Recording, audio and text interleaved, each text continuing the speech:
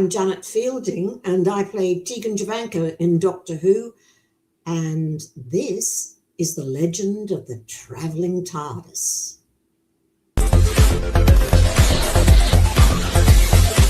Are you like a little garbage can? You must talk louder. Daleks are hard of hearing. Yes. Good. I asked you if you were a little tiny garbage can. I wasn't sure. I'm not R2D2. You need to get your genres correct. Wow. Well, R2D2 is not a little garbage can. He's actually a charming little individual. What are your special talents? Extermination and extermination. Extermination or extermination? Correct. Yeah. Which is your favorite? Well, that would be extermination. Oh, wow. Well, so we actually have some like mine. That's wonderful. Do you exterminate? To exterminate, yes. Excellent. We will make sure you're exterminated last so that you may help the Daleks in the conquering of the galaxy. That sounds absolutely wonderful. Do you want to do coffee? Do you like Starbucks? No, too expensive. Overrated. Once again, we're on the same page. Excellent. We can take the galaxy together, and then I will backstab you. Exterminate the Starbucks. Outstanding. Yes.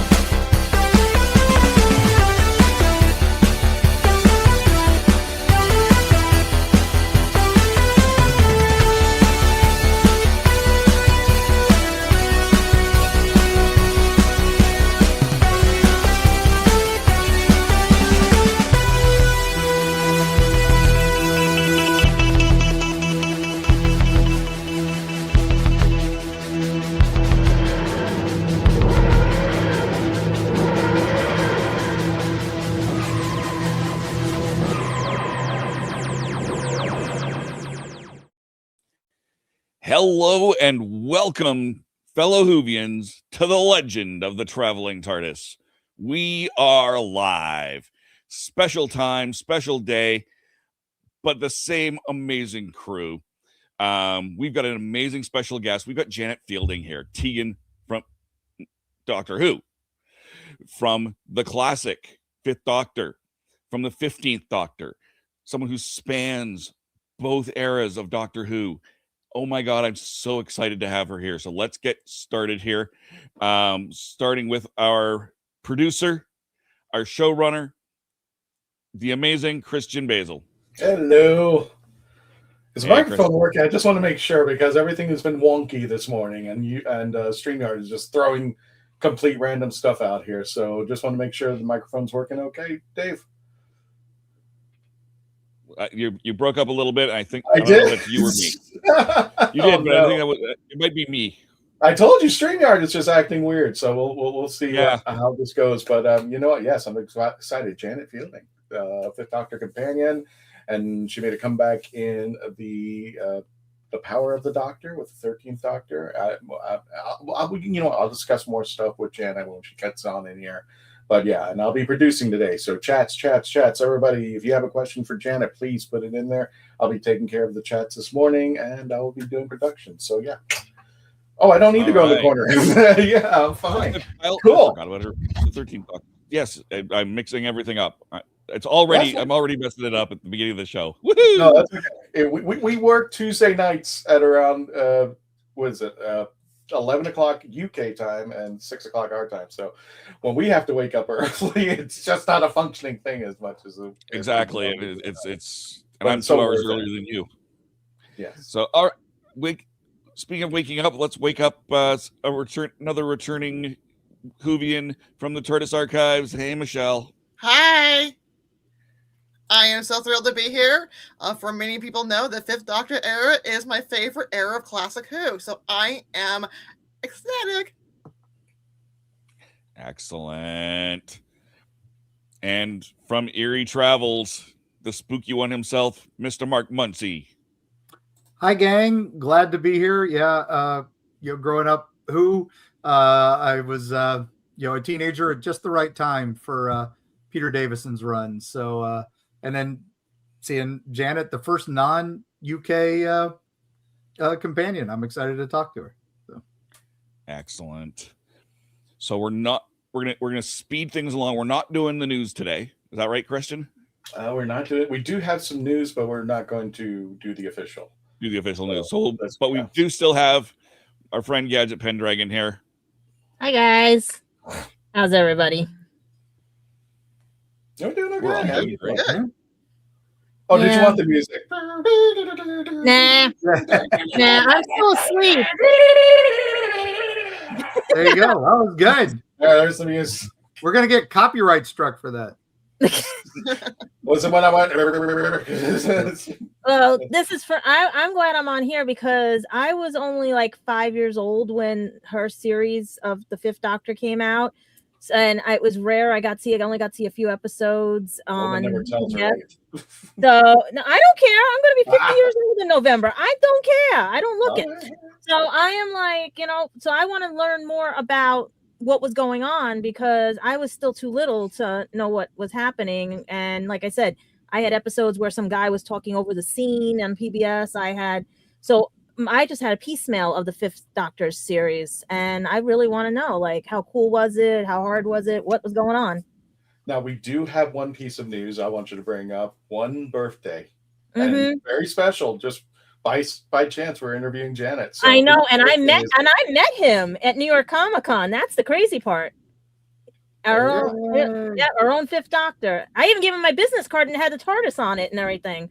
So I was like, he just looked at it like, what? But he was cool. Like, he was really cool. And I was hoping to get to meet him again. And that's what I'm saying. He was talking like backstories and stuff and at New York Comic Con. And I'm like, I want to hear more about this. And now we have a companion.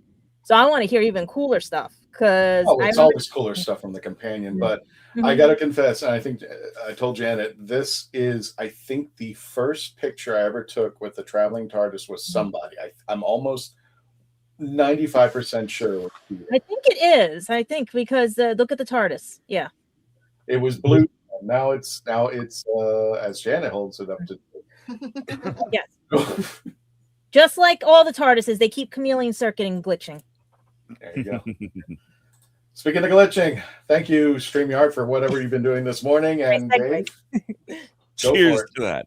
Cheers. No, we're missing someone very important from this panel. The reason we are here this early time, the one, the only, the absolutely amazing Janet Fielding. Woohoo! Hello, ma'am. Hello, Janet. Good morning. How are you? Oh, wait a minute. It's afternoon where you're at, so it's still morning for us. Yeah, no, it's heading into evening. Yeah. Sorry, find the buttons. Tom's good at this. So, Jenna, how you doing? Thanks for coming on to the show out there. It is Peter's birthday, believe it or not, right? It is Peter's birthday. Yes, I sent him a text, and I had already organised a card a while ago because he was filming abroad. So I sent him a card before so that it would be with him if he was still filming. I wasn't quite sure whether he was back or not. Yeah. Now, here's a bit of trivia that I wanted to mention out there, because not only was Peter, I think, my first picture that I ever took of the traveling TARDIS, I was on another podcast and he was my first interview. And I made the cardinal sin that no Whovian should do. I said Davison. And he did not let that go for the whole. He doesn't usually stress about it particularly. No, but he just gave me, he's just the guy, oh my God. Yeah. People do it all the time because there is a Peter Davidson. Yes.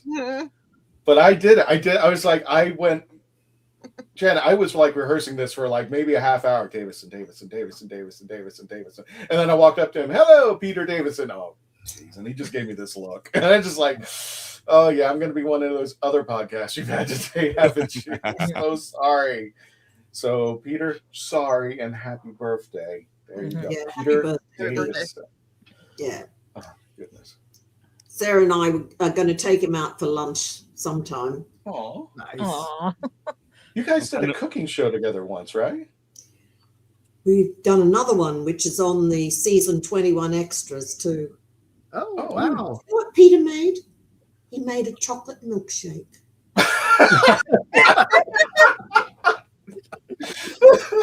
That's about my cooking level. I Mainly can't argue that. consisted of ice cream that was blitzed in a blender. Did he at least put whipped cream? Did he put What? cream on top? Milkshake with whipped cream on Did he top. put any effort besides I'm throwing this in a blender? Or is Okay, guys, just stop right there. Okay. It's already ice cream, Yeah. which is phenomenally fattening Yes. and artery hardening. Yes. And you would put cream on it? Yeah. Yes, because we're Americans and that's what we do. We're Americans. Yeah, So- Yeah, milkshake here is ice cream, milk, a little bit of vanilla, and then whipped cream on top with a cherry. With a cherry? Sometimes sprinkles. Yeah. And not a healthy cherry. Oh God, I'm sitting down. What a terrible notion. Janet, later I will introduce you to Ozempic.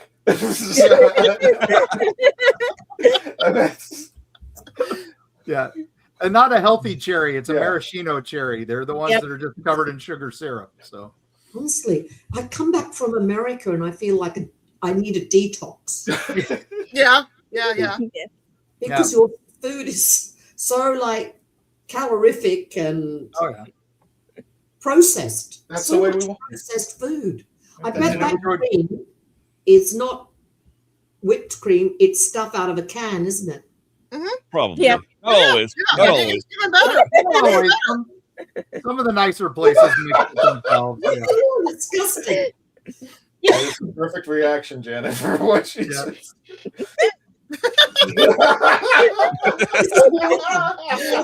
Wait a minute. We Are gotta we see sure this. that's water? We Are gotta sure see it's this. water? Plain water, nothing else in it. Water. Mm.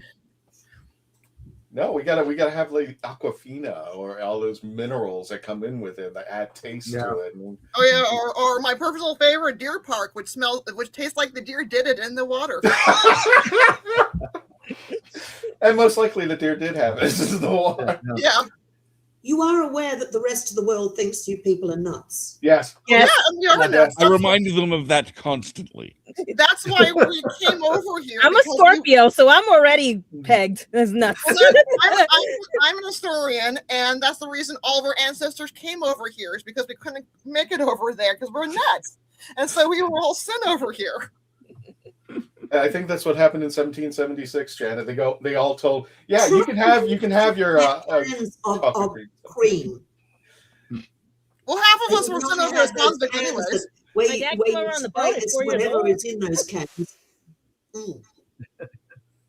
Australia was not the only place where England sent their convicts. What? Valid. Billy's Oh, you in know- the chat's going. Hello, Yeah, everybody. Australia was the prison colony for England.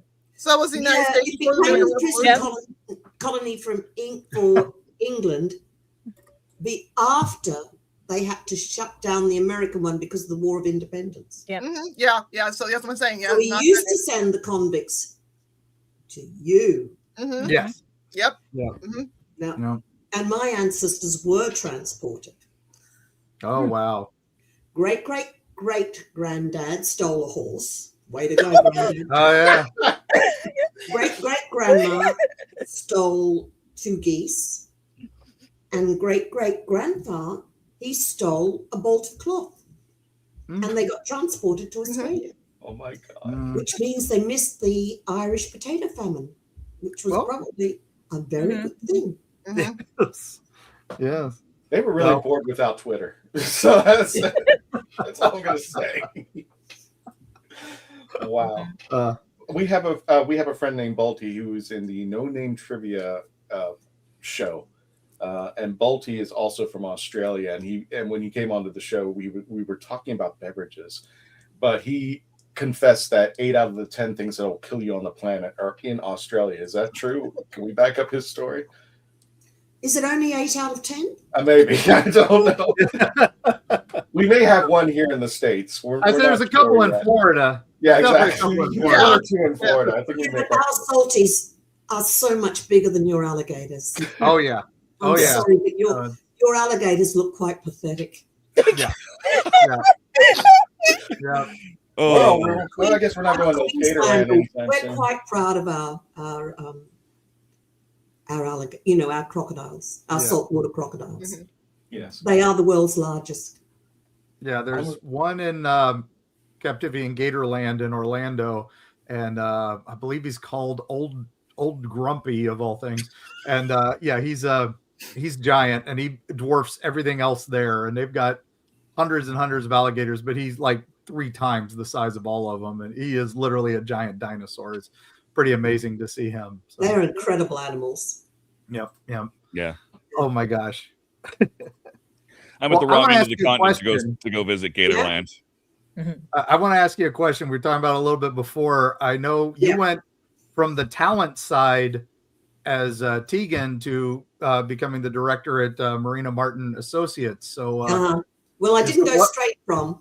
Oh, okay. First of all, I was one of the people who helped start Women in Film and Television in the UK, and I ran it for the first 4 years, and then I became an agent. Nice. All right. So, what did you learn? Like going from the different side, moving from the talent side to the business side, kind of. What were like your big takeaways from that? Because I went to producing for a little bit, and now I'm a writer, so I don't even do that anymore.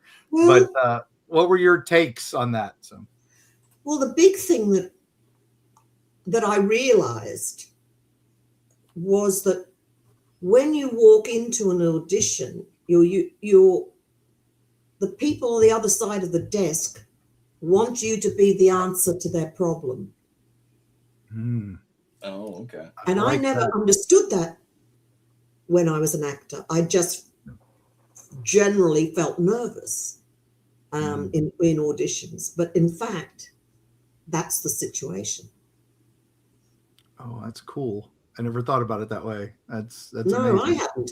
But as soon as I was an agent, I understood exactly. And I was talking to casting directors on a regular basis. I realized they've got a problem.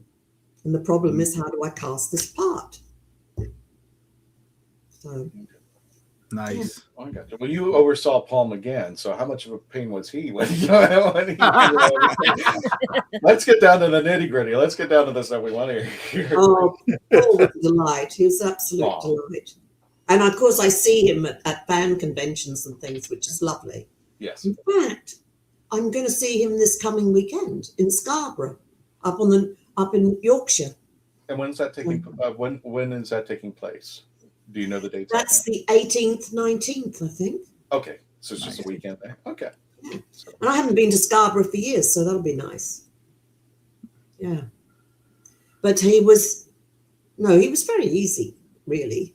And the interview for Doctor Who was one of the first things that, I took when I joined Marina Martin. So it was quite funny, really. I thought, bloody hell, Doctor Who, you can't escape it. Even if you wanted to, you couldn't. Yeah. Nope. It all But comes why would you around. want to? But why would you want to? Why would you want to? Quite right. Yeah, absolutely. Starting. Although when I was running Women in Film and then agenting, I really wanted to draw a line between having been an actor and so I never did any fan conventions or anything like that because I didn't think it was appropriate. That makes sense. Yeah. I know some agents that are very much like that very much delineate the two, and others that are like, no, I've got a bunch of guests at this convention. I'm going to go and I'm going to get my share too. Yeah, no. But I didn't represent actors for these conventions. Right. Yeah. That wasn't a thing back when I was agenting. Yeah. I didn't stay that long. I was 7 years or something I spent agenting. And I just came to the conclusion it wasn't really for me. I enjoyed lots of things about it. I had a good time, but it wasn't ultimately what I wanted to do. So what was the most challenging thing about the job? What came up thinking like, oh my God, this is something I have to handle? What was the biggest challenge of the job? There's constant challenges. What's the one that goes like, oh my God? Nobody in the business ever does anything other than at the last minute. So that's always a bit of a problem. Welcome to the world of podcasting. Things go wrong, as they inevitably will. Or for some obscure reason, I don't know. It's just, it's constant problem solving, being an agent. That's what you do. You're constantly problem solving. And I guess you are in a lot of jobs, but it was sort of, I just didn't feel that it was the right fit for me. Well, the one thing I really enjoy about the Fifth Doctor's era was when I first watched it. I was going through a very difficult time, so the Fifth Doctor stories really helped me get through a personal problem. So I just want to thank you all for that. But what's also is I always felt like as a manager, the Fifth Doctor kind of felt like a manager trying to get all these different personalities together, try to get to the problem or whatever. So that's he was a talent agent. Yes. Did you notice how cranky he was with his companions? Yeah. And also, as a manager, sometimes you also have to be cranky too. So I appreciate it. Yeah. Well, that's because John Nathan Turner told me that I was there for the dads. Oh. And I didn't think I wanted to be there for the dads as such. That's fair. So, like, how could I spin this differently? And there hadn't really been a cranky companion before. And it was fun because you didn't want to be a companion. You were brought in by accident for your character. And it really added, and I think in many ways, maybe we could talk about how your companion has added depth to the companion character, that they're more than just, there for the dads. It's very funny what you said, first of all, which was that the Doctor Who saw you through, the Fifth Doctor saw you through a really bad time in your life. Yeah. And that is quite a common thing that people say. There's quite a lot of people that will, disappear into Doctor Who. That gives them respite. Yeah. From whatever. I was physical, and then I was also losing a dear friend to cancer. And so when life just sucked, I would just sit down with my dogs and watch Doctor Who. Yeah. Well, I'm very glad to hear that it helped. It did. Well, you know what? I'm going to torture you and bring you back to Florida a little bit down here. So, a couple of questions. Yeah, I won't talk about the food. I won't torture you with the food, but we're going to go back to Pensacon. First of all, was this your first time driving a Dalek? What a great Dalek! Yes. That was such a good Dalek. But we used to get the second, the bottom half of the Dalek in the rehearsal rooms when we were rehearsing, and I'd never been in one with the lid down.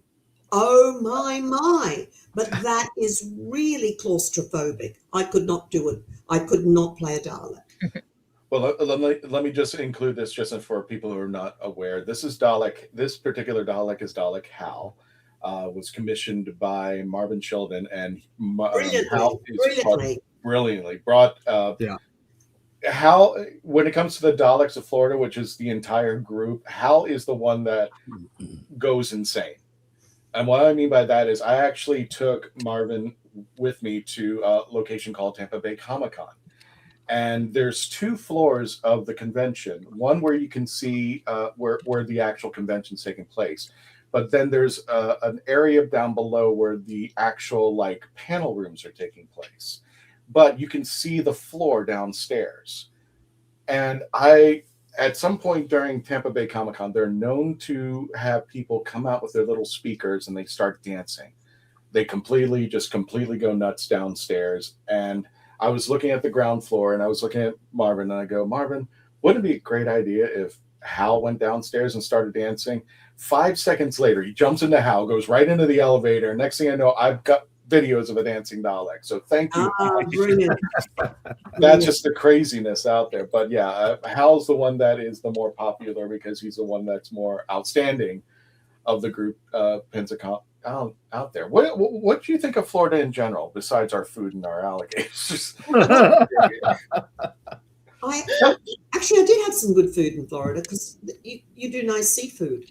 But yes, I had been as a child. Oh. Because Dad did a year at Walter Reed Army Medical Headquarters. Oh wow! Oh, yeah. Tell him thank you for his service. No, thanks. He wasn't in the army. He was a parasitologist. Oh. So, and his field was bovine babesiosis, but it has marked similarities between that and malaria, and that's what he was working on in America. And then he had to go to a conference in New Orleans. So we came down the coast, Richmond, Charlotte, and beautiful Savannah, gorgeous Savannah. Mm-hmm. And then down to Tallahassee and across to Pensacola, funnily enough, and Mobile, Alabama. Yep. Yes. Right along the Gulf Coast. Along the Gulf Coast. But I've never been to Tampa. I've never been to the south of Florida. Have you been to Orlando? Have you done the Disney? No. Okay. Get your water. Let's go. Dave, forgive me. The only button I don't know is how to put us back the way we were. Oh. I can do that. Yep, there we go. Ooh, that was the correct button. That was the correct button. I've never been invited to Tampa even. Oh. I've never been invited to Tampa even. Yeah. We're trying our best. They want the new folks. I'm not sure I'm going to America while Trump's in power. It's sort of Yeah, we get that a lot. It makes me nervous. Yeah. It's all right, but he would put a tariff on Tegan. So that's what we need to do. Send a Tegan up to the big government. So it's a shame too, because we have a miserable winter. Yeah. And so it was Pensacola in February was lovely. It's it wasn't true. hot. We had last year we had a miserable winter too. It lasted 3 days. We had to put socks over our sandals. That's as bad as Lisbon. And yet here in New York, we're running out in t-shirts in the middle of a blizzard. Yeah, well, Virginia, we had a miserable winter too, so we were just cold. The main plus is at that point, all the mosquitoes are back in hell where they belong. We only have about a month. We only have about a month of that, so that's the beauty of that. So. Oh no! They're in their hibernation season for mosquitoes, but now we've got the love bugs out. And if you know anything about the love bugs, Janet. Oh yeah. They're not as they don't bite, but your car will find at least a nest of them after you driven for an hour. You'll have a whole plethora of them making love to your bumper as you pass by. It looks like you've done a bug genocide. It's terrible. Exactly. Everywhere. And it looks like the car wash companies, this is when they just make their retirement plans because they're going to make so much money this winter. And that is when's the love bug thing? Now. Oh, they're here. They're here now. Yeah, They come out. April. Yeah, they come out. They weren't out when I was there in February. No, they were. It started spring. But I missed the manatees, didn't I? Yeah. If you're that's again Tampa Bay area. Tampa Bay area is when they winter.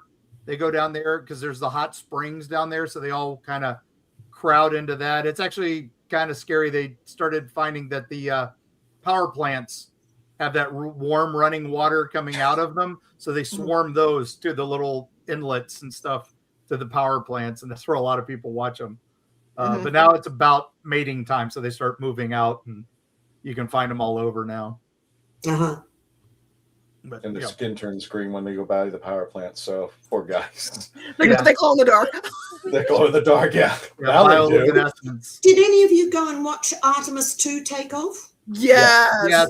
Oh, I watched it on TV. I drove down from North Carolina for that. So yeah. I watched it on TV, and then I watched them coming back, and I got a little teary-eyed when they took off. It's like, it was just beautiful. Yeah. I was going like this. Yeah. But I was in class during 86. So yeah. I was in Boston when the shuttle blew up, and I can remember it was really, really upsetting. I mean, they're brave guys. They are brave. My dad bought me a Challenger model kit, and I also had the plastic one. Plastic one had just finished in class. We were putting it together, and my glue one, waiting for Dad that night, and then we're watching it in class, 6th grade, and that's when I said, I'm not being an astronaut, I'm not being a scientist anymore. I was just shocked, you know? Well, this was supposed to be down here, Janet, in Florida. This was supposed to be the moment that was supposed to inspire kids to go into NASA, to go into the shuttle program, to make a difference. And it's just like, that really set us behind. And not only that, I mean, I was one of the kids who saw it, but you could not even conceive what was going on as a kid. All these kids in their schools were watching this live, and it just happened. And you're just like, you don't know any better. And just like, well, maybe, when they hit the ocean, somebody will say, you don't know it. I mean, your brain just cannot conceive what just happened. Yeah. And it just kind of just moves on it there. Speaking of cannot conceive. McAuliffe was the first non-astronaut. She was a teacher. Right. And you were sitting her up. Yeah, she was from West Virginia. Yeah, she was from West Virginia. So we were in West Virginia. I was living in West Virginia at the time, and that was huge for us. Yeah. And it was just, so sad. So sad. So sad. And it's still huge. It's still something that even I was a baby, so I didn't remember it, but it's still something we talk about because this year was the 40th anniversary, and was still that, and there's the zeitgeist of what happened to him. That's why I went down to Artemis. We were as close as you can get is about 2 miles away from across this one inlet from it, and there was so many people there. It was electric. People were jumping and dancing. It was incredible. So nice to see. Science. A science reporter, she was crying, really moved. Yeah. And it was nerve-wracking because even when you've seen this, and beforehand we have SpaceX and whatever Bezos launches up into space, we had, for a while there was nothing. It was dead. The whole space, and he had several misfires, didn't he? Yeah. Well, I mean, they some people don't understand that they had some misfires, but some people don't understand that's actually part of the process. They'll actually blow things up to see what kind of reaction they get. Yeah. So they will launch a rocket for the sole purpose of it might blow up, and then they get the readings from it, as long as there's nobody in it. So it's like, that's the important part. But as far as, they learn a lot from each time of disaster, but it's just like, and I think the one disaster that finally put a nail in the coffin was Columbia, when it tried to come back. Oh yeah, God, Columbia. I remember that. My dad woke me up, and I'm like, what? It blew up? What? Yeah. Because we didn't see it go up. It came back, and it came back in pieces. Yeah. And I was like this. I was like crossed fingers, everything with this. Yeah, because when they're coming down, and you see like from Artemis, and the chutes are coming down, and they're radioing, and it's like, okay, phew, they're fine. And then they got them out of the capsule and put them on the little dinghy, and then they got up. And then as soon as they were on the Navy ship, it's like, okay, they're home, they're safe. Yeah, that's all that matters. Well, Dave, I think we have to do the American thing for Janet and run our commercial. Just before we go, Aaron Ball asked if we can ask questions in the comments. Yes, please, by all means. Yes. Everybody's quiet. It's just like, no, don't be afraid to ask Janet a question. You're watching this live, so if you got some questions, we will hold them over. She doesn't bite. She's nice. Well, I do bite. I'm sure. Well, she did. Well, she did get with a snake. Like there was so we don't know. So yes, everybody start asking your questions. We'll start posting them out over here, and when we return, we're going to continue our conversation with Janet Fielding as Tegan Jovanka. When we return, please continue to stay logged on. Tune in. We'll be right back. wait a minute. That's your thing, Dave. I'm sorry. That's okay. You were talking. Go for it. We'll be right back. I didn't listen to that voicemail. I'll tear open that letter you sent. Don't you tell your friends I want you back. I gotta leave you now and unread, because you've already said those words that switch my heart to dead from loving you. So you'll stay ghosted and I'll stay focused on sewing clothes. The spell stays unspoken, a dark silhouette of a marked man and broken. Right down, I didn't listen to that voicemail. A TikTok, that story you sent. Don't you reel me in to get me back. I'm gonna leave you now. And yes, Jen, I just want to let people know we are the only Doctor Who podcast that is sponsored by barbecue sauce. So there you go. Speaking of which, let's continue. I'm author Mark Muncy. And I'm author Erica Lance. And this is Eerie Travels.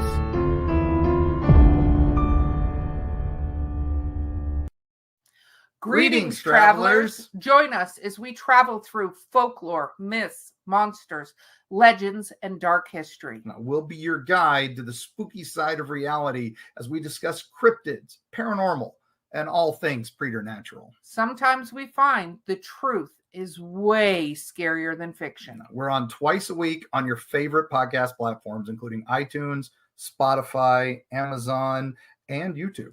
We have amazing guests from all of the areas of the strange and unusual, including witnesses, investigators, and more. Now, with Erica's curiosity and ridiculous array of pop culture and true crime knowledge. And Mark's decades of experience diving into folklore and the legends with the truth that's behind them. Yeah, so join us, travelers, as we take you to the edge of reality, and we'll see you on the other side.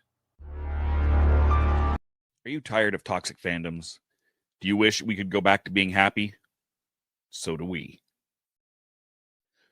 We created the Happiness Patrol to get away from all of the toxicity in fandoms, in life, and so we decided we wanted to do a show about something that makes us happy. And in the first season, that something is Star Wars. So join myself, Cameron, Scott, Jessica, and Melanie on Happiness Patrol at youtube.com/@happinesspatrolshow.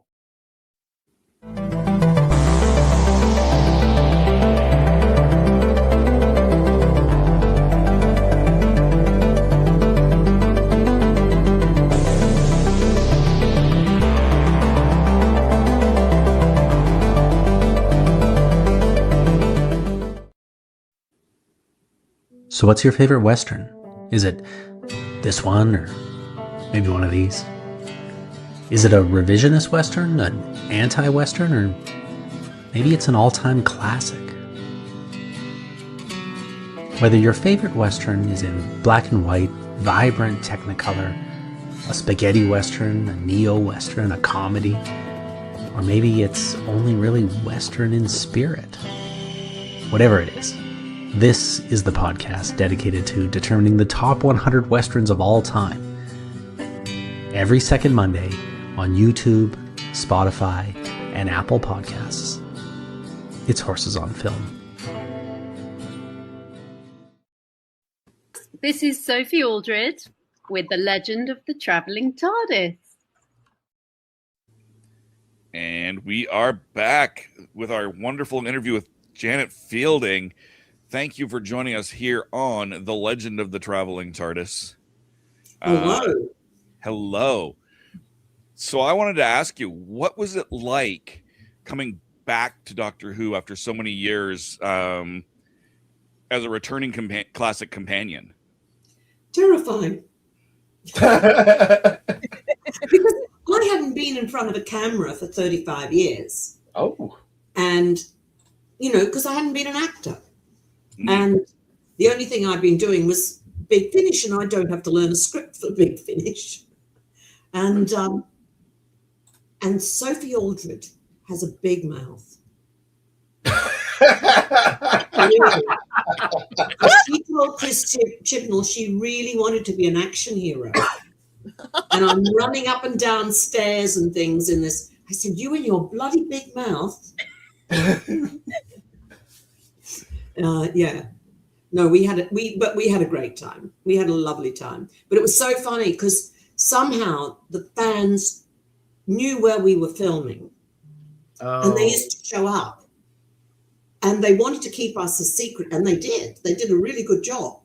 And we had, those moon robes on, that people use when they're wild, swimming, those in cold water. Yes. Yeah.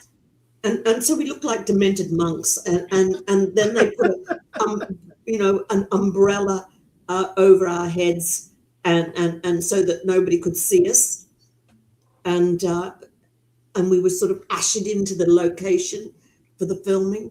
It was great. Nice. It was great, and I hadn't ever worked with Soph before, which was really nice. So we did. We had and Gemma Richardson, who was just delightful too. So we had the three of us, we had a really, really good time. Yeah. Speaking of filming, like what about like the difference between the 80s and then now today, like the CGI versus AI versus green screen, blue screen and all that, like all the puppets that were used back then versus the budget is infinitely larger, and so the special effects are a lot better. But the thing that I found really difficult was that there was no rehearsal. Really? Yeah, you don't get to rehearse at all. You get on the thing, you're told about where they wanted you to move to, where your mark is, etc., and you get on with it. And so we didn't even have a read-through because it was during COVID that we filmed. And it's kind of, you think, because, somebody is sending you, is giving you a line reading, a line, and you think, I hadn't thought of it that way. So you're sort of always a bit behind the beat. I found that difficult to get used to. But, yeah. Jen, I'm just going to intercede with this, and maybe you already answered the question, but Billy in the chat said, "It's feeling how different is acting now from acting years earlier?" You mentioned that you had to go into it. Were there any other things? And I'm going to add on Billy's question. When you and Peter got together for The Power of the Doctor, yeah, you guys have been around the conventions, but how did it feel to put that glove back on to be Tegan and to work with? Well, we do the big finish, so that wasn't that much of a surprise. But it's always nice to see Pete. I'm only ever nice to him about him behind his back. We don't want to hear the behind the back. We want to hear the front of the back. I want to hear the pranks and all the fun that was on set. So, but to be honest with you, you don't mess about on set because you have so much to do, and you don't have any rehearsal. So therefore, between takes, you're thinking about what's coming up. Okay. You'll have the odd chat maybe. Soph and Gemma and I sit off in a room, with Patrick, who was so wonderful as the terribly scary Cyberman, and we'd sit there and talk. I love that picture. Yeah. I do love that one of the big finishes made a point at one point where Tegan somebody gave her running shoes instead of the high heels finally. And I was at, I'm sorry? That was me. So Chris Chibnall contacted me, phoned me, and we had a chat about what I thought would have happened to Tegan and what she would have done. And I said to him, it seems to me that you can't travel in the TARDIS and not be profoundly changed by that. You're having all these amazing experiences. You're a young woman, you're traveling in the TARDIS, you have all these amazing experiences, some of which were very frightening. You're going to be changed by that. You're not going to come back the same person that you left. I mean, why would I want to be, Tegan wanted to travel. That's why she was an air steward. She became an air stewardess. And then she got more than she bargained for. Right. She got the ultimate flight. Which is, it's a staple of drama. Be careful what you wish for. Exactly. And so she was in lots of ways, very different in terms of what her life goals were and what interested her than she was when she was young. I mean, are you the same as you were 20 years ago? No, of course you're not. No. You do the same things? No, you don't. Do you even, we look different, we behave differently, we have different interests. Some things carry through, don't get me wrong. Tegan was still cranky, which is good. I thought she was more like a mom figure, like telling the doctor like a mother, like to behave and to act right, and yeah. I thought she was annoyed. I thought. Well, you saw that too, but I saw more.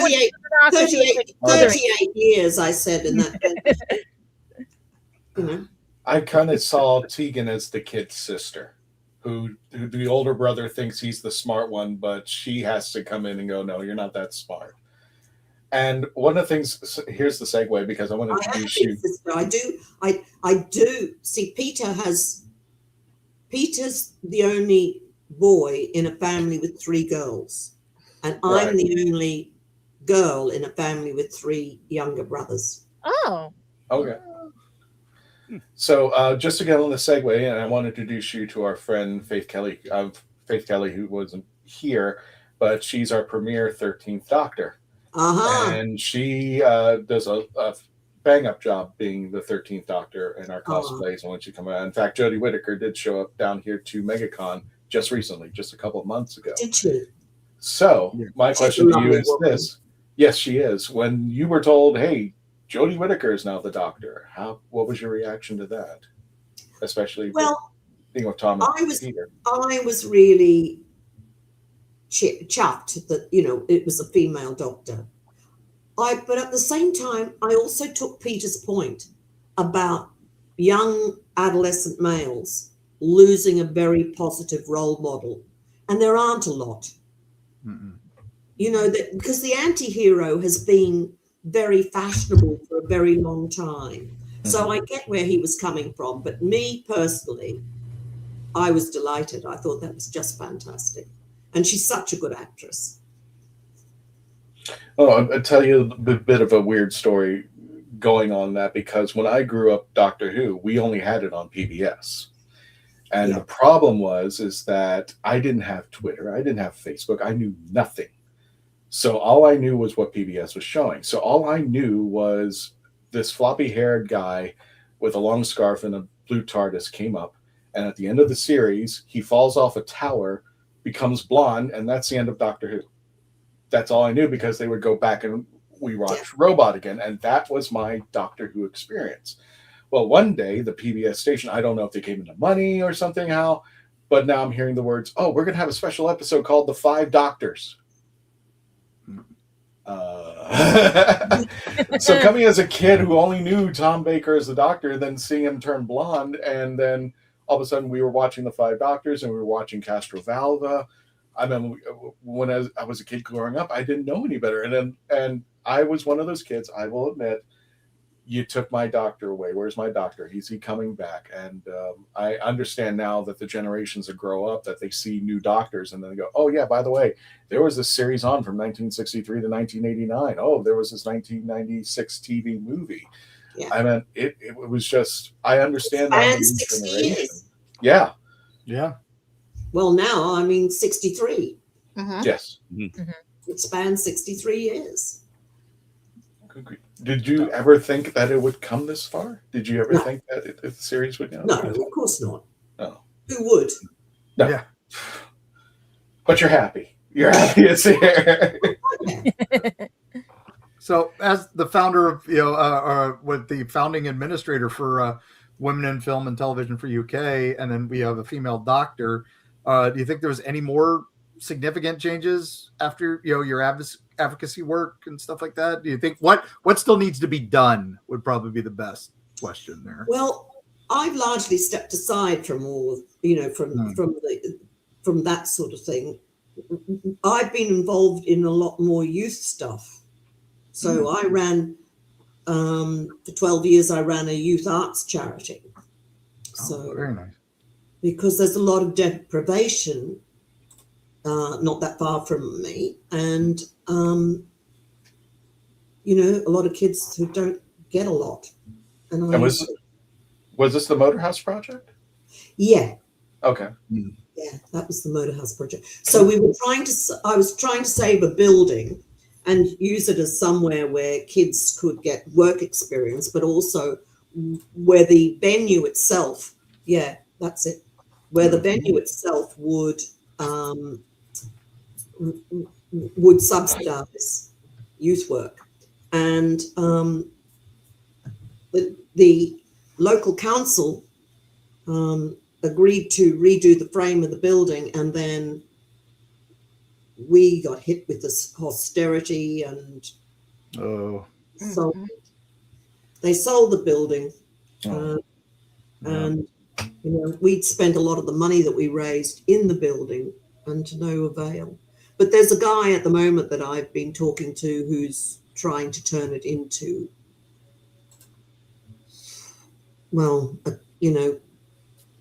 a hotel, really. I don't see it myself, but hey, I wish him very good luck. But it broke my heart.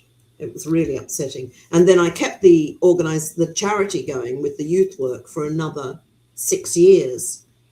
Was it 6 years? 4 years. 4 years. And then it became impossible to get grant money for the sort of thing that I was doing.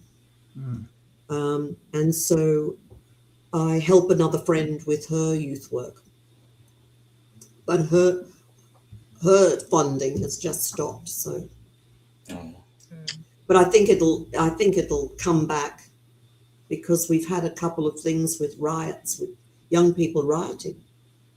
Is there anything that our audience could do to help with these? Is there anything we can do to set up? Not at the moment. Okay. But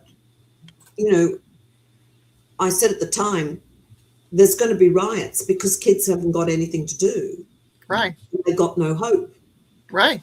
And there's no money being spent on youth work. They're taking away too many programs, art programs, and everything. And they need the arts. I mean, what happens in USA, which doesn't happen where we are, is that you get a lot of philanthropy.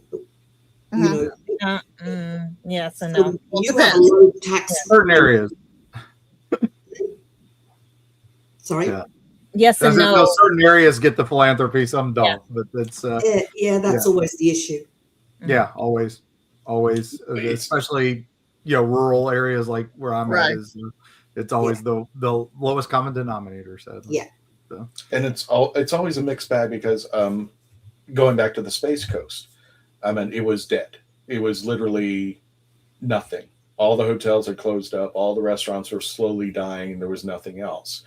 But then you had the SpaceX come back. Somebody finally went up and said, why don't we just privatize this damn thing?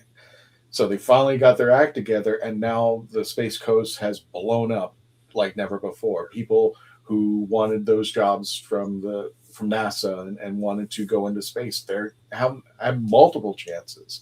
In fact, there's a hotel that I thought, I actually had an idea for the hotel. It was just like, why didn't anybody build this?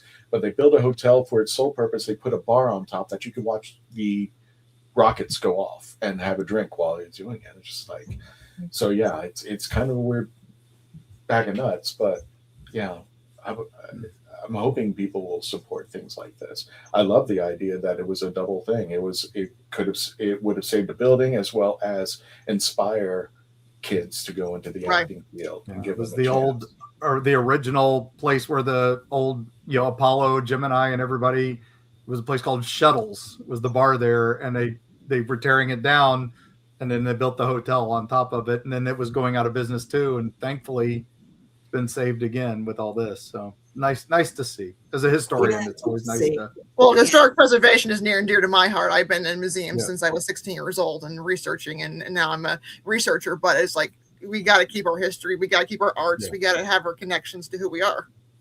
Yeah. Here in America, it's like, oh, it's 50 years old. Just turn it away. Yeah. Well, we've got the opposite problem. Yeah.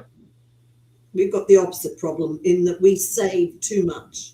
Yeah. And we don't allow, quite often, depending on what the local council is like, they often don't allow the modernization that the building needs. Yeah, I live in a grade 2 listed building, which means it has I can't change the internal or external without the permission of the conservation people in the council. Oh, man. And sometimes to save a building, you have to do extensive repairs to it, because there's always a point where sometimes even historic preservation where, we're losing some of these buildings, but I'll look at it and go, well, it's too far gone. Sometimes it's just too far gone to save.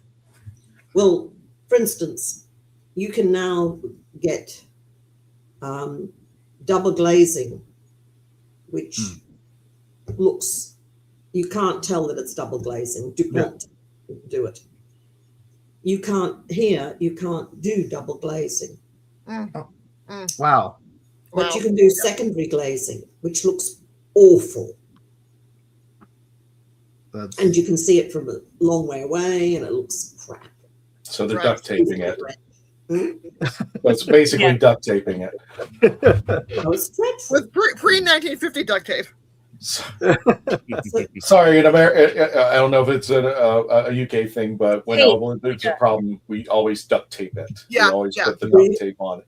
Yeah, it could be like a piece of metal that's breaking in half, duct tape it. That's how it's a running joke. Off when my late uncle passed away, and he always put duct tape on everything. And during the process of him being embalmed, something leaked, and they're like, "We'll just cover it up. We'll make it fine." And my aunt goes, "No, get some duct tape. He would love that." We do have a few questions, Janet. Have you? Yes, we do. Or we have a few comments. First of all, Billy just wanted to make a comment. Thank you, Miss Fielding, for your honesty and being as personal as you are. I don't get the chance to see your run on Doctor Who, but my doctor was Mr. Baker. But you are such a treasure and a happiness to you. Which Mr. Baker? Yeah, good question. Because you worked with Colin, right, on a skit. You worked with Colin on a skit. Well, I started with Tom Baker. Mm-hmm. Yeah, I did Tom Baker's last story. Yeah, and then I did I did a skit with Colin. Right. But Colin did a story before he became the Doctor. He was he was the Roman soldier, right? Yeah. You were one of those heads spinning around Peter. No, I gotta ask. Speaking of head spinning, I meant what the Five-ish Doctors. I know you were only in it for a bit, but how did that come across when Peter goes? No, I was in it all the way through it. What are you talking about? Yeah, just all in that one. Yeah. Okay, I gotta watch it. Well, there's no way you can find it nowadays. I saw it. Susan and the other guy went to the TARDIS. She was walking through everything, helping out. Right. With I think Sarah Jane, right? It was like you two were the most on scene, You were sent off with the first Doctor. Yeah. And they had somebody in to play the first Doctor, and Carol Ann Ford. That was the first time I met Carol Ann, who played the very first girl in 1963. Yeah, the Doctor's granddaughter. And then you're the scene with all of them when they're having the showdown with Rassilon. Yeah. No. Exactly. I think Christian was asking about the Five-ish Doctors reboot. Five-ish Doctors. The fun little things. That's what I was referring to. Yeah, the Five-ish Doctors. So that was the best thing. Peter is very funny. He really is witty. That was awesome. He really is witty.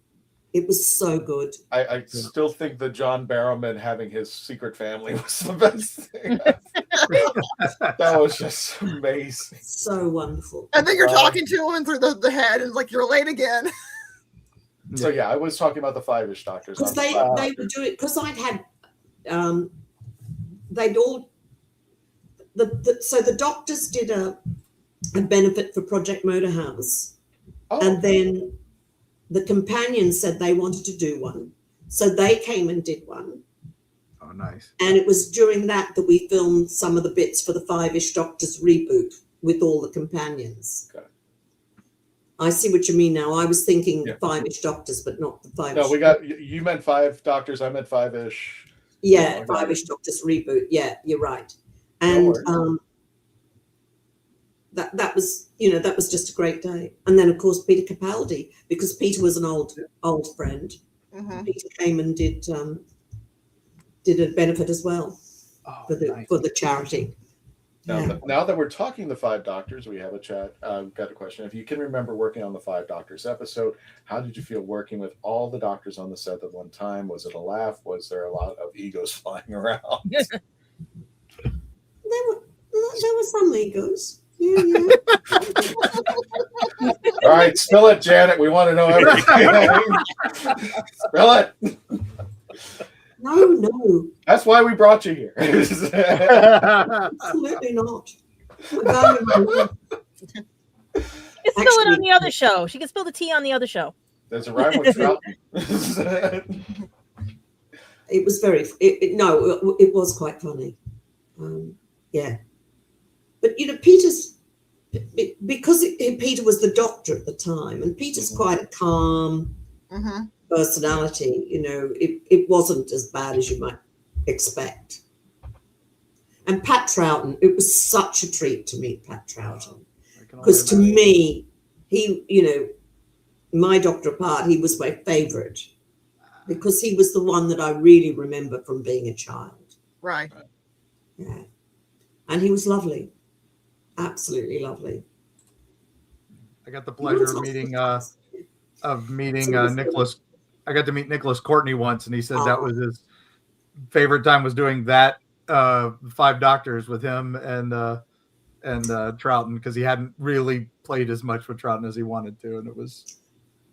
Well, Nick Courtney is just the loveliest human being. Yeah. He was just the loveliest man. He really was. He was nice to this kid who emailed him once and wrote him a letter once in the U.S. That was always nice to know that he just would answer any fan mail. So. Yeah. No, he's delightful, a darling, a real darling. Yeah. Janet, this is just a random thing I pulled when I was looking for pictures and researching the internet. For a better term, I fell in love with this picture. This is my favorite picture of you. Aww. I don't know why. No, I know why, but I was like, every time I would pull up there, I was like, oh, I got to stare at this picture. This is awesome. I just like the smile and everything. So that's just me. Yay. We won't go into details. A long time ago. So no, but I like this. You still look lovely. Look at you two. You still look lovely. Come on. Look at you. Still badasses in your own right. God. Yeah. We did have a good time. That's great.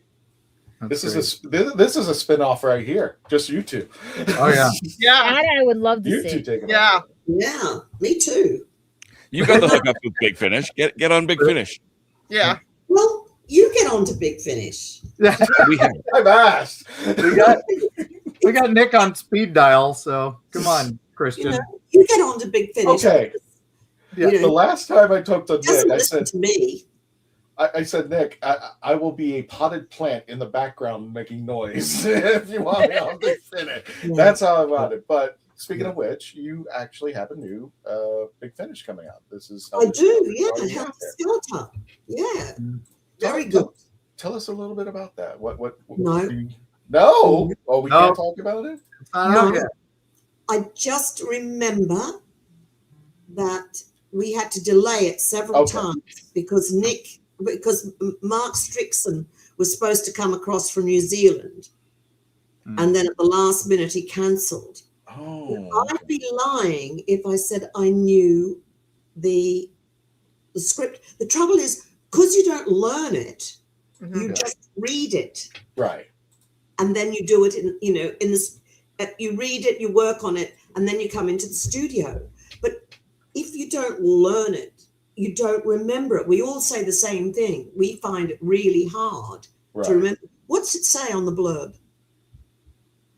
Full cast audio drama starring Peter Davison, Janet Fielding, and Mark Strickland. Now, this is from Big Finish's own website, literally download it. And there's actually here's the site if you want to go ahead and purchase it or make an advance purchase. I see. Yeah. It came out on the 9th, I think. Came out on the 9th? So, there it just is. came out. Yeah. I haven't, because it arrived, but I haven't had a chance to play it yet. Yeah, So I haven't had a chance to see it. that one either. I was like, I get them day of, and I'm like, oh wait, I haven't listened to this one yet. Right. Yeah. I'm just thrilled to see one with you, Peter, and Mark Strickson, because we don't have that many with Turlo. And I'm a minority. I like Turlo for his little sliminess, and I love the balance of Tegan and Turlo with the Doctor. Yeah. I think though people did like Hooklight. They really like Hooklight. That's a very long story. It's in 2 parts. 2 parts, yeah, there we are. Hooklight 1 and Hooklight 2. I And remember Warzone. Warzone was one that I enjoyed way back because I think it was 2. It was like Warzone and Conversion. They were 2 full sets. Yeah, that was great. Yeah. Genesis of the Cyberman was amazing. Oh yeah. I mean, this is the longest. Hooklight was the longest one we did. Oh wow. Yeah. All right, Janet, if you were to pick a Doctor Who episode, do you think that represented Tegan the best? What episode would you want our audience to pick up on? Snake Dance. Snake Dance. Yeah. All right. Guess what we're reviewing, guys? I just think that's a really, really imaginative story. Mm-hmm. Or Kinder too. Kinder. And because they're the same sort of the continuation of the same story, and that whole idea that something can go wrong in the psyche, it's a sort of manifestation of things. Something can go wrong in the psyche of an entire population. Mm-hmm. Mm-hmm. And that the snake is a metaphor for that. Mm-hmm. And I'd have to say, looking from the other side of the world at the USA at the moment, we are somewhat puzzled. I was looking at the duel of identity. Like, that's what I was looking at. The snake was, what's the identity and what we're hiding in our own souls and hearts and everything, like what we can't tell the world. I just like you had Doc Martin in the show. So that was... Oh, yeah. Martin, it was his first television. Yes. He was so good. You knew Really? he That was was his going to be a first? star. Wow. You just knew. I just remember when Tegan came out with the red eyes. That was it for me. I had nightmares for a week. So and I was a full-grown man at the time. So I was trying to ask you, like, was that a puppeteer running the Pantheon God, or was that actually green screen or CGI? The snake. It was a mixture. Yeah. It was a mixture. Mm-hmm. Yeah. And technically, we could actually say that's probably one of the first story arcs that we have in Doctor Who when they started doing Bad Wolf and all that. Mm-hmm. Yeah. Mm-hmm. The Mara is an arc that even when you guys were selling the box set, that the ad for the box set when you and Missa were together. That's right. There's the Mara right back, and it's like, you know what, that really. One of the things I'm just puzzled sometimes is that there's so much good treasure trove of Doctor Who stuff in the past. Why can't we bring it up and revisit it and bring it to the future and have a couple stories with Tegan and how does the Mara finally resolve itself? Mm-hmm. Is there a story or a Doctor that you think Tegan should meet up with in Doctor Who Prime, if you could, not just the Big Finish? Well, there are quite a few people that I mean, I thought Chris Eccleston was wonderful. I thought. Oh, you two would be awesome. That would be, yes. Yeah. Yeah. But so was, David Tennant, obviously, and Matt Smith, wonderful. Ooh, absolutely wonderful. I thought Tegan and Peter would have been a good combo. Peter Capaldi, absolutely. Yeah. Peter was marvelous, but they were all marvelous. Yeah. Chuty's wonderful, but Peter Capaldi is he's such a good actor. He's such a good actor. I could hear him read a laundry list and it would be exciting. So yeah. I would love to see that on screen. I really would. To watch him read a laundry list? No. Basically, Tegan and him battling it out. I want to see that. That I want to see. He Peter, that Peter won Best Short Film in 1995. Mm-hmm. But Best Live Action, which he'd written and directed. He's very talented. Very. And I was in the audience when he got the Oscar. I was here. I was in LA and in the audience. Nice. Because I represented his producer, Ruth Kennedy Letts, and his wife, Elaine Collins, was then an actor, and I represented her. And she was in one of, I think it might even have been David Tennant's very first telly, which was Taking Over the Asylum, in which he was completely wonderful. I mean, you instantly went, who's this? This is really interesting. This is an interesting new actor. Yeah. And I met him up at the RSC where he was playing Jacques to Liam Cunningham's Orlando, because Liam was a client. Wow. That would have been amazing to see. Yeah. Those two are incredible. And Hugh Bonneville was a client. Oh, wow. Oh, okay. Jeez. And Simon Cowell, Paul McGann. Yes, it was a good list. That's pretty epic. Yeah, it is. It's like a Civil War chess set. Collect the whole pieces. Put them all together. Let's make a movie. Your company. Let's get them all. So that's right. We got this. Let's make a movie together. I still love the. Actually, the chess set. The Doctor's on one side, the Pantheon on the other. That makes a cool chess set. I still love Hotel. I think I'm like one of 5 people that loves, because Paul McGann and Peter Capaldi are both in it, and that was kind of like our version of Airplane. That they did a comedy together, and just like Peter Capaldi and Paul McGann doing a comedy together. That is a bizarre mixture right there. Did you have any questions for Janet? I feel bad.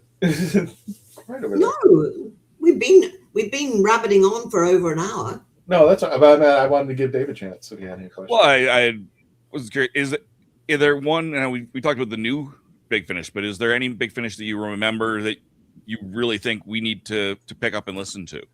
Because you've done a lot of them. I have. The one I sort of remember is Lady of Mercia, because I played 2 parts in it. Yeah. That's a classic. That's a good one. Yeah, that was a good one. I think Hooklight is really good. I think people should have a look at Hooklight. Okay. And I'll be interested to see Helter Skelter, because I can remember saying to them that I thought that was a particularly good script, and although I haven't heard it yet, I if we've done it any kind of justice, and I'm sure we will, then I think Helter Skelter will be a really, really interesting story. Well, we got put into the chats Helter Skelter, so if anybody's interested, by all means, go to Big Finish. You can go to Big Finish, type in Janet Fielding, and go completely nuts. But I put in the link for the Hooklight, at least Hooklight 1, so I'm sure that you can find Hooklight 2, and also Helter Skelter's in there as well. Yeah. Janet, I'll give you the final word. Did you have anything you wanted to tell our audience, or do you have any upcoming projects or anything? I've got something that I can't talk about. Okay. We all do. That's no good to you, is it? That's all good. Well, I mean, if you want to drop like a weird hint or something that, you know, but that's okay. I'm not gonna push it. I am not gonna push it. Did you have a great time, Janet? This is the first time. I did. Awesome. If we could hold you. You're all East Coast, aren't you? No, so you're I'm not. Except for Canada. Apart from you, you're up in Canada. And what did you say? I'm in New York. What did you say? Yeah, just I'm in in New York. Virginia. I'm in Florida. Mark, you're in North Carolina? North Carolina. Yeah. North Carolina, Virginia, and Canada, New which York. is another And state. you're Florida. I'm Florida. Yeah. So yeah. So the home base is in Florida, Apart but from you, it's East Coast. Yeah. Yeah, mostly. But no, thank you, Janet, so much for this. Oh, thank you, guys. Thank you. Enjoy the rest of your day. exactly. For everybody out there, thank you so much. Let me go ahead and wrap it up. And Janet, we've got something special at the end of the show. If you could stay after the show, I'd appreciate that. But a couple of things we just want to go over. Let me get that. I need Tom so bad. We're going to be at 3 conventions, of course. Space Coast Comic-Con. That's going to be taking place over at the Space Coast in Vieira. June 20th through the 21st. You can scan the QR code or just go to Space Coast Comic-Con. Definitely check them out. You can also, we've just added a new convention. August 21st to the 22nd, we will be at Epicverse. And we will be joined by the Daleks of Florida. Gosh, Jan, I want you to check them out. You saw one. I want you to see the entire team, hopefully. Yeah, they got we get a chance when you come back. They have a fleet of Daleks. It's pretty epic. Yes, it is. Are these all in Florida? They're all in Florida, and they're all over. One's in Kissimmee, one's in Tampa, one is in Orlando. I mean, Hal is in the Space Coast, so they're all over. And MegaCon is the big convention that they come to, and we all get together, which I still put the pictures out there. And the Dalek Builders will be with us over at the Legend of the Traveling TARDIS at Ancient City Con in St. Augustine, Florida, which, Jan, I think you're going to adore. The World Golf Village Renaissance Resort. Get your tickets now, and you can book your hotel stay for September 25th through the 27th. Janet, thank you so much. And again, if you can hold over for after the show, we appreciate that. But you have to be, let me put you back up on the top. You have to be the one in the lead in this. I don't know, you're familiar with Simon Fisher Becker, the actor, correct? He passed away a while ago. Yeah. He was part of the Legend of the Traveling TARDIS. He actually was a panelist. He would actually come in and help us do the celebrity episodes because he had something we didn't. He was on the actual show, and he would ask some amazing questions, and unfortunately passed away last year. And as a sign for him to continue to be on the show, we let our guests or whoever we have somebody lead in saying goodnight to Simon. So without further ado, Janet, if you could do us a favor on the count of 3, let me go ahead and put him up. There he is in the corner. Why is his picture not up? Hey, what happened? No, where's his picture? I don't know. In the corner. Well, yeah. It's up there. It's up in the corner. You put it in the wrong. No. With Tony and Simon, it's gone. Oh, okay, yeah. That one's gone. Oh, I got to find that. All right, while you're doing that, I'll plug my 2 conventions. I've got. I'll be at World of Oddities in Charleston, South Carolina this weekend with Carrie and I with the Erie Travels team. And then at the 1st of May, we will be in Sutton, West Virginia, home of the Flatwoods Monster, with the Wasteland Weekend for you Fallout fans. We'll be up there, and we will have special Erie Travels bottle caps for subscribers to the podcast. So come see us, dress in your best post-apocalyptic gear, and come learn about the cryptids of Fallout. So it'll be a lot of fun. All right. Was that enough, Christian? That was perfect. All right. That was perfect. I still couldn't find the picture. I'm still mad at how that picture disappeared.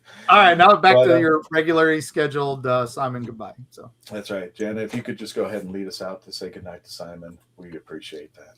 Good night, Simon. Everybody. I hope you're sleeping soundly and calmly and happily. Yeah. And good night to well, no, it's not good night over where you are in the USA, but enjoy the rest of the 13th. And happy birthday, Peter Davis. Happy birthday. Happy birthday. After the show, Janet's going to tell us the real stories that we need to know. Yep, I got Janet in trouble. Anyway, folks, everybody say goodnight to Simon in the chats. Thank you so much for joining us. Catch us next week. We'll be reviewing the episode after Utopia, which I can. The Sound of Drums, yes. Sound of Drums. And as always, until the next adventure, Tony, take us out.